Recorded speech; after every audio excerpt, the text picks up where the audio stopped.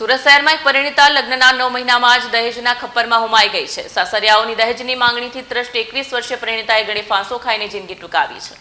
મળતી માહિતી પ્રમાણે મૂળ મધ્યપ્રદેશના વતની અને હાલ સુરતમાં હીરા મજૂરી કરી ગુજરાન ચલાવતા બલવીરસિંહ કુશવાહાની 21 વર્ષીય દીકરી રીતુના લગ્ન ગત મે 2025માં સામાજિક રીતિ રિવાજ મુજબ લક્ષ્મીનારાયણ મુરલીધર કુશવાહ સાથે થયા હતા. પિતાએ પોતાની શક્તિ મુજબ લગ્નમાં 5 લાખ રોકડા, મોટરસાયકલ અને સોનાના દાગીના સહિતની વસ્તુઓ કર્યાવરમાં આપી હતી. જો કે લગ્ન પછી ગણતરીના દિવસોમાં જ પતિ લક્ષ્મીનારાયણ જેઠ સંદીધ નણંદ અંકિતા અને સાસુ સસરાએ રીતુને મેણા ટોણા મારવાનું શરૂ કર્યું. તેઓની માંગણી હતી કે રીતુ પિયરમાંથી વધુ 2 લાખ રૂપિયા લઈ આવે.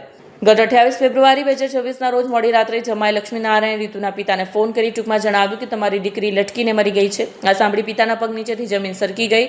તેઓ તાત્કાલિક સુરત દોડી આવ્યા. મૃતક રીતુના પિતા બલવીરસિંહે કાપોદ્રા પોલીસ સ્ટેશનમાં પોતાના જમાઈ લક્ષ્મીનારાયણ જેઠ નણંદ અને સાસુ સસરા વિરુદ્ધ ફરિયાદ નોંધાવી.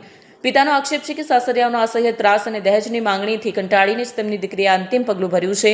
વરાછા પોલીસ દ્વારા ગણતરીના કલાકોમાં જ મૃતકના પતિ અને સસરાની ધરપકડ કરી લેવામાં આવી છે અને પૂછપરછ કરીને વધુ કાર્યવાહી કરવામાં આવી છે.